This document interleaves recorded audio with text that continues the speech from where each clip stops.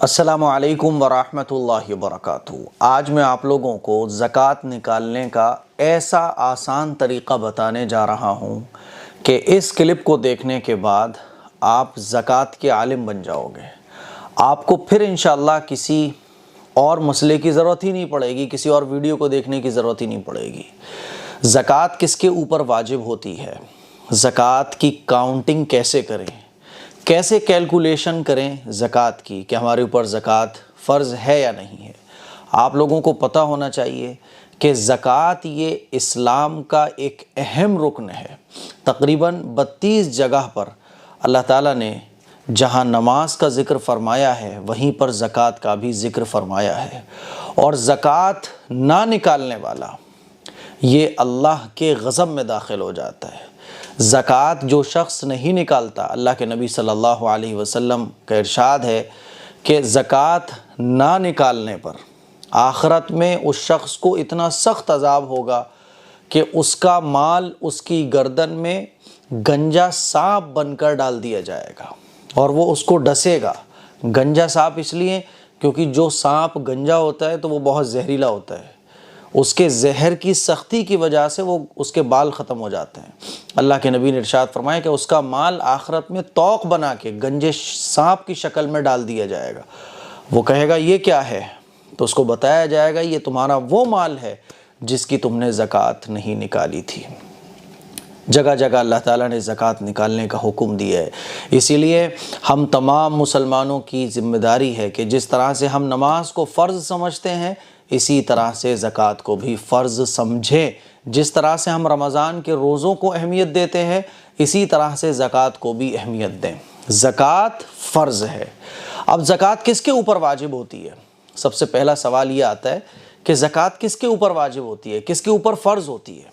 तो ज़कात मालदारों पर अल्लाह ताला ने फ़र्ज़ फरमाई है।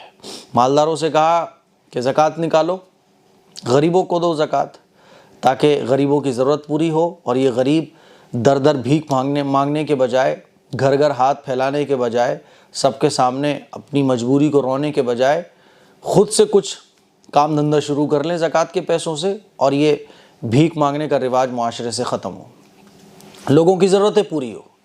तो ज़कात जो है ना एक मुकम्मल इस्लामी निज़ाम है और ये ऐसा ज़बरदस्त निज़ाम है कि अगर सब लोग अपनी अपनी ज़कात सही तरीक़े पर निकालना शुरू कर दें और मुस्तहिक़ीन तक ज़कात पहुँचाएँ तो कोई गरीब पूरी दुनिया के अंदर मुस्लिम बचेगा ही नहीं।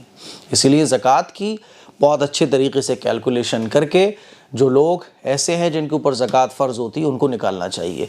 अब सवाल यही आता है कि ज़कात किसके ऊपर फ़र्ज़ होती है, तो मैं आज सब कुछ आप लोगों को बताऊंगा। तसल्ली के साथ इस वीडियो को पूरा देखिएगा। देखिए, ज़कात अल्लाह ताला ने फ़र्ज़ फरमाई है मालदारों पर। अब शरीयत की नज़र में मालदार कौन है? हम लोग तो अपने आप को मालदार समझते ही नहीं, क्योंकि हर आदमी अपने उस ऊपर वाले को देखता है तो उसे ही लगता है मैं गरीब हूँ। लखपति है तो वो देख रहा है 10 लाख वाले को तो उसे ही लग रहा है मैं गरीब हूँ। 10 लाख वाला देख रहा है करोड़पति को, वो तो उसे ही लग रहा है मैं गरीब हूँ।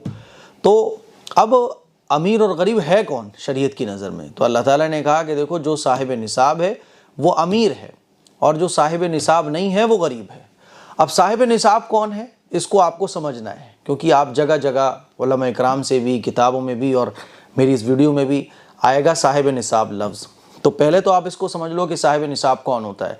साहिब निसाब वो शख्स होता है जिसके पास इतना रुपया, पैसा, सोना, चांदी जो भी आपके पास है, इतना अगर आपके पास अमाउंट है, जितने रुपए में 52.5 तोला चांदी आपके इलाके में आता है, 52.5 तोला चांदी आपके इलाके में जितने रुपए का आ रहा है, अगर इतना रुपया, चाहे वो रुपया हो, चाहे बैंक में हो, चाहे सोने की शक्ल में हो, चांदी की शक्ल में हो, बिज़नेस आपका जिस चीज़ का है वो बिज़नेस का सामान हो, ठीक है, टोटल मिला के अगर इतना बैठ रहा है जो 52.5 तोला चांदी जितने रुपए में आ जाता है, तो आप कहलाओगे साहिब निसाब। तो ज़कात जो फ़र्ज़ होती है वो साहिब निसाब पर फ़र्ज़ होती है और जो साहिब निसाब नहीं उसके ऊपर ज़कात फ़र्ज़ नहीं होती है। तो अब आपको ये देखना है कि क्या आप साहिब निसाब हो। साहिब निसाब हो तो आपको ज़कात देनी पड़ेगी। अब सवाल ये आता है ज़कात दी कब जाती है? ये जो कहा जाता है ना कि 1 साल गुजरने के बाद ज़कात फ़र्ज़ होती है, तो 1 साल गुजरने का मतलब क्या है? क्या हमारे पास जो भी चीज़ है उस पर हर एक चीज़ पे अलग अलग साल गुजरना मुराद है? इसका मतलब क्या है?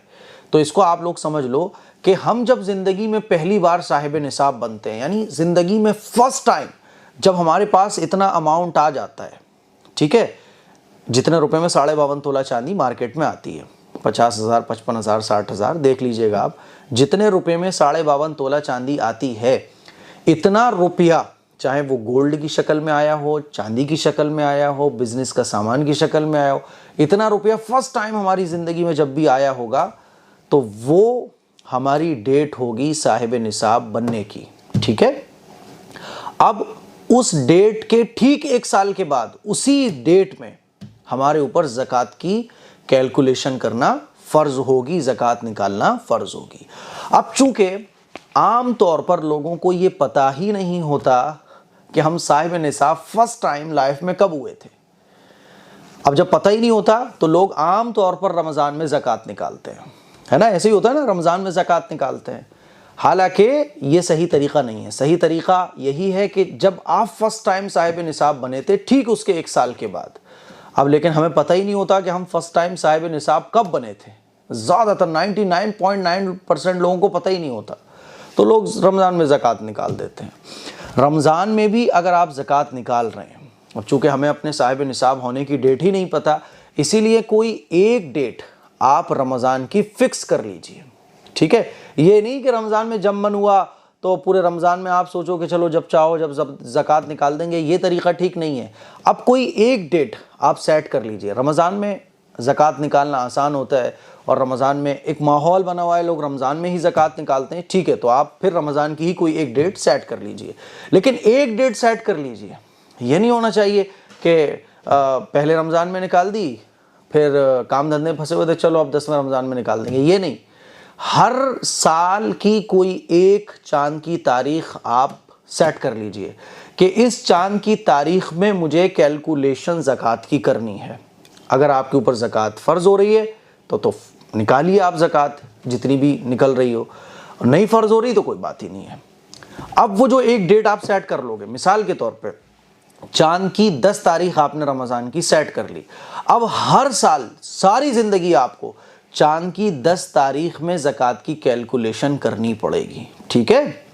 जिस दिन आप कैलकुलेशन करोगे तो उस तारीख में जो आपने तारीख सेट कर ली है 10 तारीख, हर साल 10 तारीख को आप ज़कात की कैलकुलेशन करोगे और उस 10 तारीख में जितना अमाउंट आपके पास होगा सबका टोटल लगा के जितना होगा, फिर उसकी 2.5% के हिसाब से 40वां हिस्सा ज़कात का निकलेगा। 1 लाख में 2,500 रुपये, इस हिसाब से आपको ज़कात निकालनी पड़ेगी।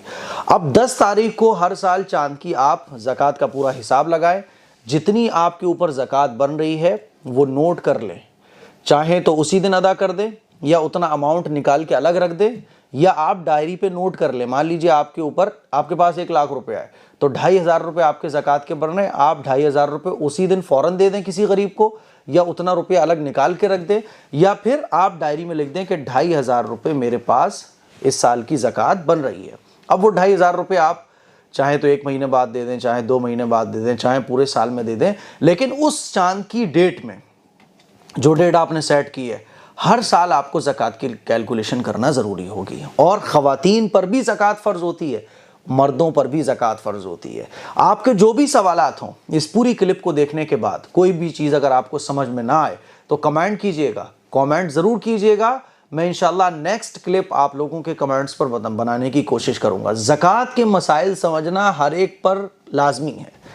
अब ज़कात की कैलकुलेशन कैसे करेंगे, ये सवाल आता है।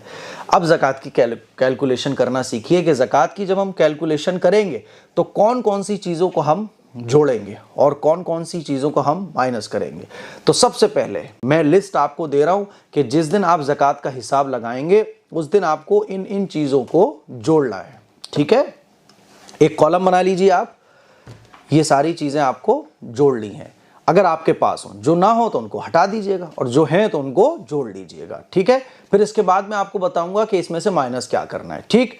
तो नंबर 1, सोना, चाहे वो किसी भी सूरत में हो, चाहे वो जेवर की शक्ल में हो, चाहे वो डली की शक्ल में हो, सोना आप लिख लीजिए कि आपके पास इतना सोना है, ठीक।